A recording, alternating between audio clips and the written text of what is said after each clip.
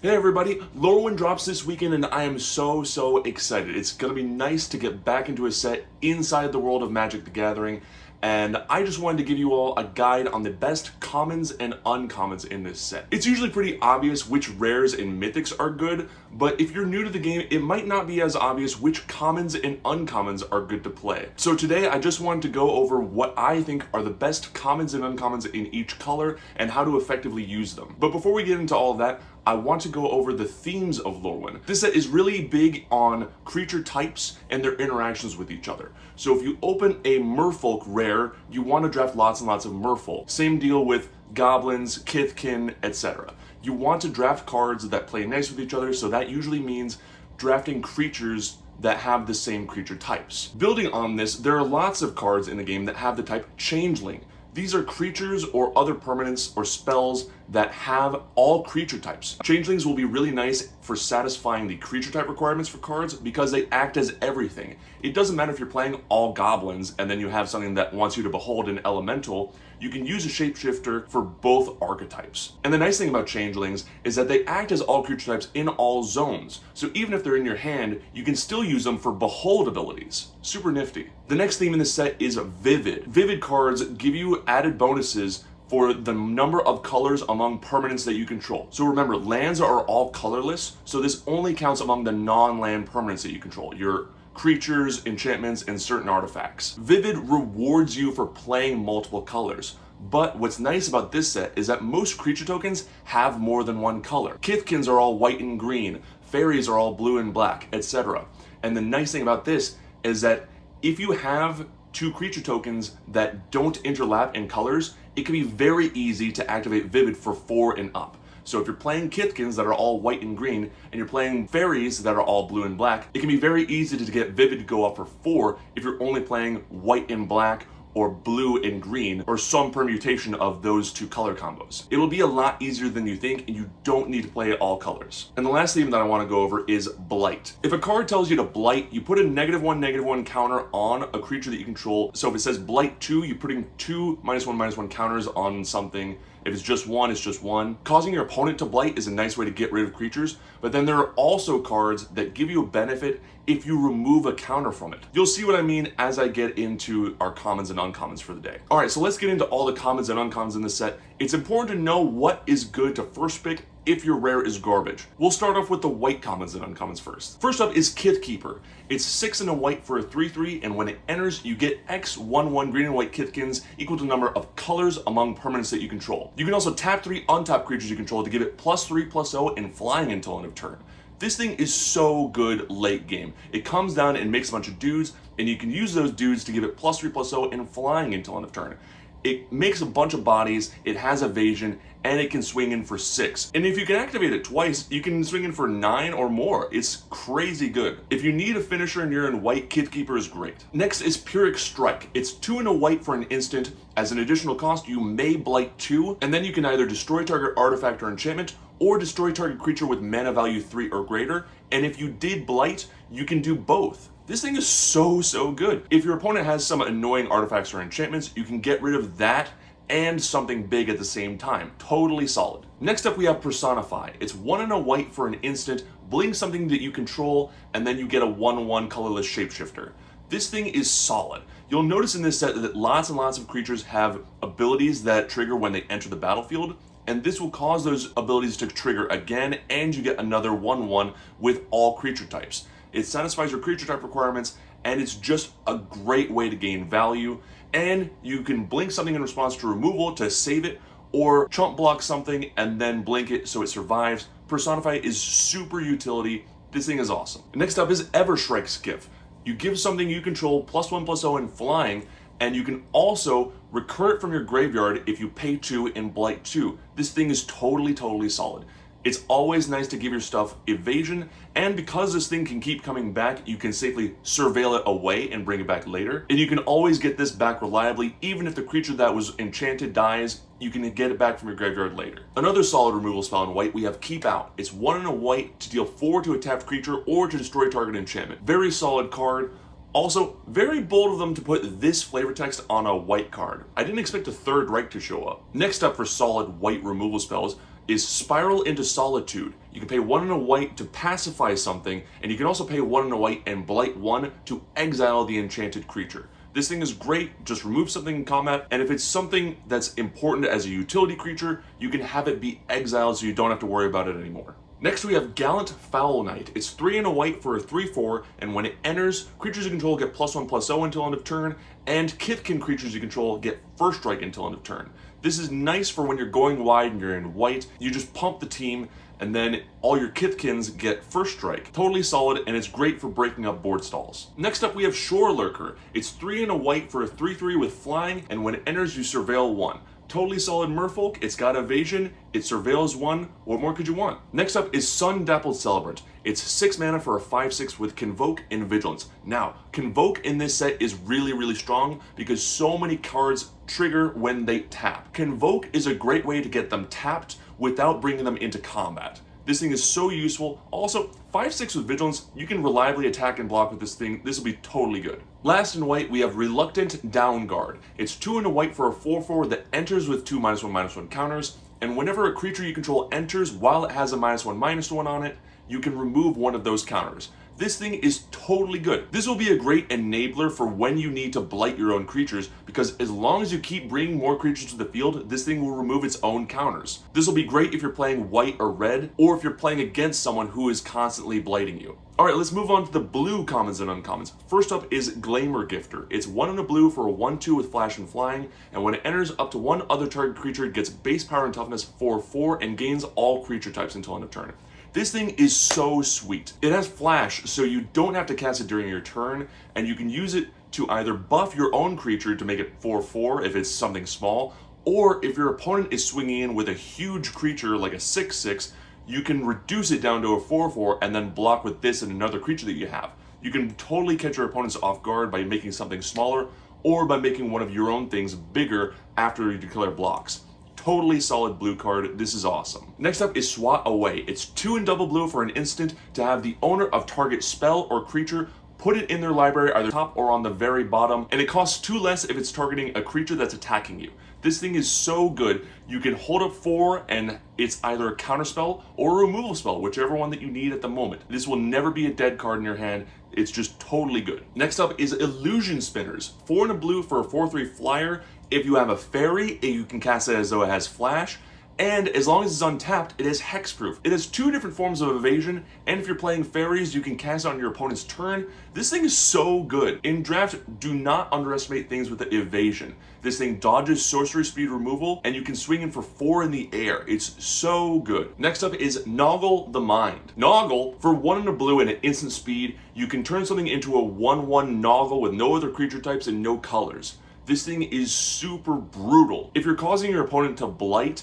as long as they have a -1/-1 counter on it, you can just Noggle the Mind it and it just kills it instantly. It also loses all creature types and becomes colorless, so it doesn't help your kindred stuff, and it doesn't help you with Vivid. Just a brutal removal spell. It takes away its abilities too, so it just doesn't do anything. It's just a 1/1 with nothing. Hey Jimmy, give me a creature with nothing. Noggle. Next is one of my favorite commons in blue, Glamormite. It's 2 and a blue for a 2/2 with flash and flying, and when it enters, you can tap or untap target creature. It's like Pestermite from so long ago. This thing you can cast on your opponent's turn to stop something from attacking before they declare attackers, or you can have it come down after declare attackers and untap something so you can double block. Totally good. This has lots of utility, and also it's just a 2/2 flyer with flash. It's already good. To be able to tap or untap something is just so good on top of that. Next up is Gravelgill Scoundrel. It's 1 and a blue for a 1/3 with Vigilance, and when it attacks, you can tap another untapped creature you control, and if you do, it can't be blocked this turn. This thing is totally nice for getting through board stalls. You can tap just like a 1/1 token and have it be unblockable until end of turn. It's also nice for activating untap abilities. Just a totally solid creature. Don't underestimate things that can't be blocked, because you can always pump them later. Next up is Wild Unraveling. This is just straight up counterspell. All you have to do is blight 2 or pay an extra 1 and it's just cancel. Holy crap, this is solid. Even if it is just watered down counterspell, this thing is so awesome. First pickable even. Here's another good removal spell in blue. Blossom Bind is 1 and a blue for an enchant creature aura. When it enters, you tap the enchanted creature, and the enchanted creature can't become untapped and can't have counters put on it. I can't think of any other ability in the game that says this creature can't become untapped. It's super rare. So even if you have creatures that say untap target creature, it can't untap it at all. And it can't have counters put on it, so if you have something that blights, you can't even put -1/-1 counters on it. It's a nice way to remove your opponent's creatures, and it opens them up for further blight attacks. Next up is Stratosaur. It's 4 in a blue for a 3/5 with flying, and when it enters, another target creature you control gains flying until end of turn. And you can also basic land cycle it by paying 1 in a blue and discarding the card from your hand to search for a basic land. It'll be nice early game for color fixing you if you're playing Vivid, but then late game, a 5 mana 3/5 with flying that can also jump something else that you control. Very solid common. Plus, it sounds like a power metal song. And last in blue, we got Runaway Together. 1 in blue for an instant to return 2 creatures owned by different players to their owner's hands. This will always be a solid pick in blue. You can protect something that you control from removal and 2 for 1 your opponent, and you can also reset your own creatures enters the battlefield abilities while removing an opponent's creatures. It's just so good. Runaway Together is always nice. And for all you commander players out there, you don't have to choose something you control if it's in multiplayer. You can just choose creatures that your opponents control and remove them instead of your own stuff. Totally solid pick always. All right, let's get on to the black commons and uncommons. First up is Unbury. Wow, it's returned from extinction at instant speed. Return something from your graveyard to your hand, or return 2 creatures from your graveyard to your hand if they share a creature type. For 1 in a black at instant speed, this thing is totally solid. You can hold up for removal or hold up for a counterspell, and then when the coast is clear, just cast this and return your stuff from your graveyard to your hand. It's always going to be useful. Hey look, they reprinted Nameless Inversion. It's 1 in a black, target creature gets +3/-3 until end of turn and loses all creature types, and the spell itself has Changeling. So this will be nice for Behold abilities because you can Behold any creature type with this, and then you can pump something if it has lots of toughness, or if your opponent has a creature that has 3 or less toughness, you can use this as a removal spell. Totally versatile card. If you're playing black, always keep this card in mind. Next up in black, we have Darkness Descends. 2 in double black for a sorcery, put 2 -1/-1 counters on each creature. With all the -1/-1 counter stuff going around, this thing will be very solid, especially because it affects everything, but you can cast it when it's convenient for you, when your stuff won't die, but all your opponent's stuff will. Darkness descending on me, all that I see, -1 counters. Up next we have Nightmare Sower. It's 3 in a black for a 2/3 flyer with lifelink, and whenever you cast a spell during an opponent's turn, you put a -1/-1 counter on an opponent's creature. This thing is everything that you want in draft. A creature with evasion that can also get rid of your opponent's creatures. Totally solid pick. The first common in black I want to talk about is Bogslither's Embrace. For 1 in a black at sorcery speed, you can exile a target creature. As an additional cost, you either blight 1 or pay 3. If you got something that you can blight over and over again, this is totally great just to exile something at super cheap. And here we have another solid removal spell in black. Blight Rot is 2 in a black for an instant, put 4 -1/-1 counters on target creature. It's instant speed, it gives -1/-1 counters, it's totally good, especially for draft. Up next we got Heirloom Auntie. It's 2 in a black for a 4/4 that enters with 2 -1/-1 counters, and whenever another creature you control dies, you surveil 1 and remove a 1/1 counter from this. This thing is totally great for enabling your own blight spells. And the nice thing is that this thing doesn't even have to have counters on it for it to trigger. You can just do it continuously even when it's still a 4/4. Here's a great spell if you have lots of elves or changelings. Dawnhand Eulogist is 3 in a black, and when it enters, you mill 3, and then if there's an elf card in your graveyard, each opponent loses 2 and you gain 2. It's also a 3/3 with Menace. This thing comes down and life drains for 2, and it's got evasion. Totally solid pick and draft. We also have Scarblade's Malice, a single black for an instant to give something Death Touch and lifelink until end of turn, and when that creature dies, you get a 2/2 elf. It's always a classic play in black to give something Death Touch at instant speed, so it acts as a removal spell, it will gain you some life, and it replaces itself. And the last black common I want to talk about today is Barbed Bloodletter. It's 1 in a black for an equipment with flash. When it enters, you equip it to a creature you control. It gains a Wither until end of turn, and it gets +1/+2. This thing is super strong for combat tricks, just to knock something huge down a peg, even if you're not destroying whatever is blocking. And now let's talk about some red commons and uncommons I think are really strong. The first one is Squawk Roaster. Squawk! It's 3 in a red for an elemental with double strike, and its power is equal to the number of colors among permanents that you control. If you have lots and lots of creature tokens with different colors, and ways to get off with Vivid, this thing is crazy powerful. It's going to get really big and have double strike. Super great as a finisher in red. Squawk! Next is Lasting Tarfire. It's 1 in red for an enchantment that says at the beginning of your end step, if you put a counter on a creature this turn, it deals 2 damage to each opponent. Now, important thing to remember is that if something instructs you to blight, you are the one that puts a -1/-1 counter on something, not your opponent. So if your opponent is causing you to blight over and over, you are the one that's putting the counters on it, and so this will trigger. It's great to side in if you're playing as something that's blighting you over and over, but it's also great because there are lots of red cards that enable blight as well. And here we have some solid removal in Seer. 1 in a red for an instant, deal 4 to a creature or planeswalker. Pretty simple. Self-explanatory. Me, when I'm reading the Sears catalog, does Gen Z even understand this joke? The last red uncommon for today is Sting Slinger. It's 2 in a red for a 3/3. You pay 2 and tap it to blight 1 and then deal 2 to each opponent. This thing is fantastic. It can reliably deal 2 to each opponent on every turn, and it's a great way to enable blight for your own creatures. Solid uncommon pick and draft. And now for the red commons. First is Feed the Flames. 3 in a red for an instant, deal 5 to a creature, and if it would die this turn, exile it instead. Now what's nice about this is that it doesn't have to be the thing that kills the creature in order for it to be exiled. You can deal 5 to a 6/6 and then block it with a 1/1 in combat, and then it'll die and go to exile. It's great for getting rid of things that you don't want to have hit the graveyard. Next up is Brambleback Brute. 2 in a red for a 4/5 that enters with 2 -1/-1 counters, and you can pay 2 and remove a counter from this creature to have target creature can't block this turn. This thing is solid for enabling blight over and over, and for getting your creatures through in combat.